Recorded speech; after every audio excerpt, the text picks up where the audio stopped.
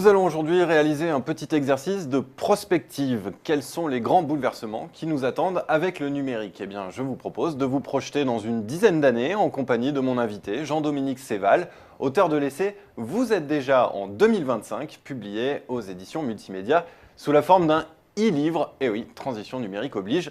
Bonjour Jean-Dominique Séval. Bonjour. Alors vous êtes directeur général adjoint à l'IDAT, le think tank européen de l'économie numérique. Votre e-livre, c'est une série de chroniques de la vie quotidienne, on peut le dire comme ça, de ce qui nous attend en 2025. Là, une date où définitivement les Internet et les réseaux auront envahi notre quotidien, encore bien plus qu'aujourd'hui. Alors première question, où en est-on aujourd'hui de cette transition numérique ? Alors, effectivement, une série de chroniques de ce que pourrait être la vie numérique, nos vies quotidiennes, plus largement notre vie industrielle, notre vie économique, voilà, parce qu'on parle aussi de stratégie d'acteurs, c'est pas uniquement la vie des individus uniquement, c'est cette vie qui est en train d'être bouleversée et qui, effectivement, pour la resituer dans le temps, 2025, ça nous permet de parler à un peu plus de 10 ans à peu près, où les choses seront suffisamment transformées pour nous impressionner un peu, même si les Mais choses aujourd'hui, on en est où ? commence à être perceptible. Aujourd'hui, en fait, ce qui est passionnant, c'est qu'on vient de terminer, sans doute, une première phase, qui était une grande phase qui a commencé dans les années 50, qui est en train de se terminer, une phase d'équipement initial. Voilà, on a tout découvert, les PC, les terminaux mobiles, les nouveaux réseaux à haut débit. Tout ça commence à être largement diffusé. Et on rentre dans une nouvelle phase qui sans doute va être une accélération de tout ce qu'on a connu jusqu'à présent et qui est une phase d'approfondissement et d'extension de l'expérience numérique. Voilà, et c'est ça qu'essayent de décrire ces petites chroniques. Alors vous parlez de beaucoup de choses dans ces chroniques. Vous parlez de journalisme, d'école, même d'animaux, Internet des animaux. Alors on ne pourra pas tout aborder malheureusement, mais on va s'arrêter sur certains points. Il y en a un en particulier, ce sont les objets connectés. Alors on en entend beaucoup parler, on ne sait pas trop ce que c'est. À quoi ça ressemblera notre vie en 2025 entourée d'objets connectés ? Alors, c'est un excellent exemple de ce nouvel âge en fait, de l'Internet. On a eu l'Internet fixe, celui avec lequel on a débuté, on a eu l'Internet mobile, on a maintenant l'Internet des objets, cette nouvelle frontière où on ne va plus parler en millions ou en milliards d'êtres humains qui se connectent entre eux, mais de centaines de milliards d'objets qui sont connectables. Aujourd'hui, on estime, évidemment, ce sont des évaluations à la louche qui donnent juste des ordres de grandeur, mais qu'1% des objets connectables de notre vie quotidienne sont effectivement connectés. Donc on est vraiment au tout début de cette nouvelle frontière de l'économie numérique. Donc, ce sont avec ces petites puces qui sont reliées à Internet et intégrées dans les objets. Voilà, c'est la capacité, on va sans rentrer dans la partie technique, ces technologies qui permettent de rendre communicant une ampoule, un vêtement, un frigidaire. Et alors qu'est-ce que ça va changer ? Alors ce que ça va changer, c'est que aujourd'hui, alors juste pour préciser, on a dans l'Internet des choses, puisqu'on parle de Internet of Things, qui est le terme un peu valise dans lequel on met énormément de choses, on a le fameux, et beaucoup ont sûrement entendu parler du machine to machine, qui est la partie un peu business du métier, qui concerne les professions qui sont en train de s'équiper, les entrepôts de nos grandes surfaces, qui sont déjà les palettes, ont des puces qui leur permettent d'être connectés et de contrôler les stocks. Ça, c'est déjà, aujourd'hui, ça existe déjà. Mais on parle aussi de l'Internet des objets, donc de tous les autres objets qui vont être connectés, qui représentent déjà 80% des 15 milliards d'objets qu'on estime être connectés aujourd'hui dans le monde. Vous voyez, 15 milliards d'objets aujourd'hui, pas loin d'une centaine autour de 2025, de 2020, sans doute beaucoup plus, centaines de milliards. Une croissance exponentielle parce qu'on parle d'objets qui vont intégrer cette capacité d'être connectés et de conversationner entre eux, de converser entre eux et de converser aussi avec les êtres humains. Alors pour les industriels, ça veut dire intégrer des services aux produits en plus du produit physique ? C'est une extension, une espèce d'humanité augmentée. On parle d'humanité augmentée, ce sera les objets augmentés qui vont avoir des capacités nouvelles.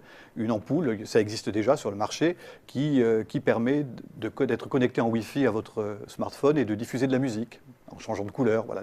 Alors, on est dans une période où soit c'est très sérieux parce qu'on est dans le machine to machine et c'est professionnel, soit on est aujourd'hui un peu dans le gadget et du coup ça perturbe un peu la perspective qu'on peut en avoir, parce qu'on se dit c'est superficiel, ce sont des jouets connectés, c'est un vrai, les smart toys, c'est une tendance qui est en train d'arriver et qui va être très très très importante, mais ça reste un peu anecdotique parfois.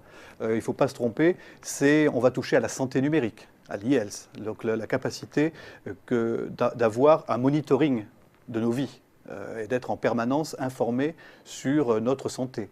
Ça, c'est fondamental. On connaît les enjeux qu'il y a en termes économiques autour de cette question-là. C'est le monitoring de notre habitat. On en est au tout début. Ça fait très, très, très longtemps qu'on parle de domotique. La consommation d'énergie. Ça a été un cimetière d'innovation dans le passé. Mais on est au stade où les réseaux à l'intérieur de la maison existent et on n'a plus qu'à connecter aujourd'hui les objets pour rendre d'innombrables services.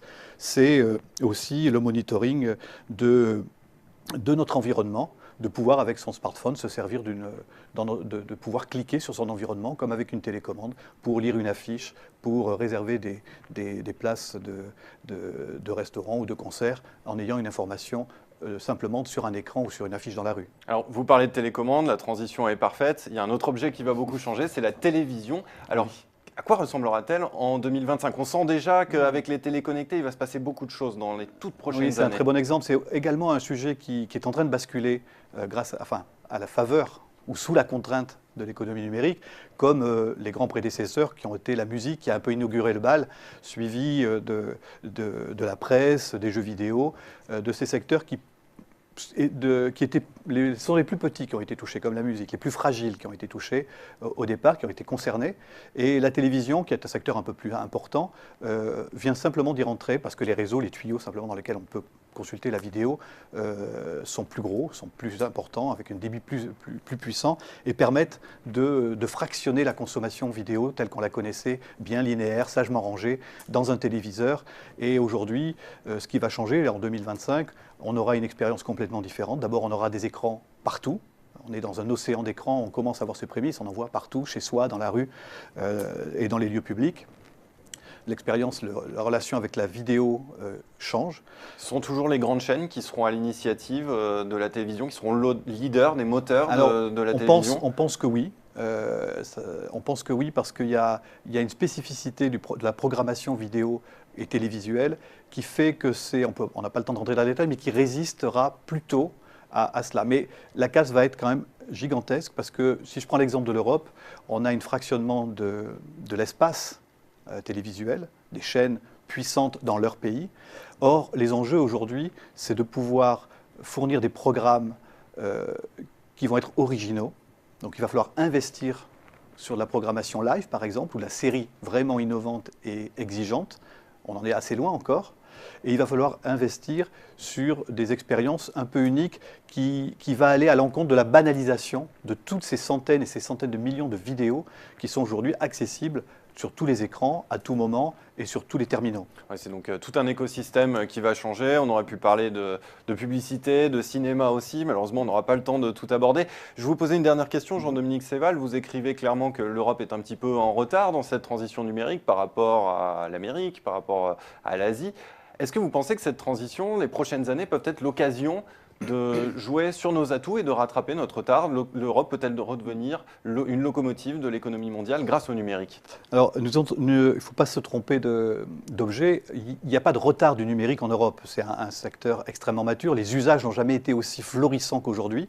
Il y a une perspective de diffusion du numérique dans les professions et chez les ménages qui est impressionnante. Mais du côté des industriels? Et de l'autre côté, la contrepartie, c'est qu'on a l'impression que l'Europe n'a plus la maîtrise de son avenir. Et ça, c'est assez fondamental. On avait quelques champions, pour citer un seul exemple, notamment dans les télécoms. Nokia vient de passer sous pavillon américain chez Microsoft. Et nos opérateurs télécoms, qui étaient aussi nos champions, et qui est une infrastructure clé pour le numérique, sont aujourd'hui fragilisés, parce que extrêmement fractionnés dans une Europe numérique, disons, balkanisée.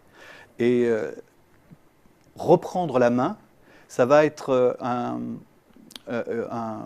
une perspective qui est possible, alors à l'occasion des nouvelles ruptures numériques qui sont devant nous. Il faudrait être aux avant-postes. Il faut être aux avant-postes pour pouvoir en bénéficier et ne pas louper les wagons qu'on a pu voir passer de l'Internet. On avait réussi sur le téléphone mobile. Aujourd'hui, le téléphone mobile, le smartphone, c'est asiatique ou c'est très américain, mais c'est plus européen.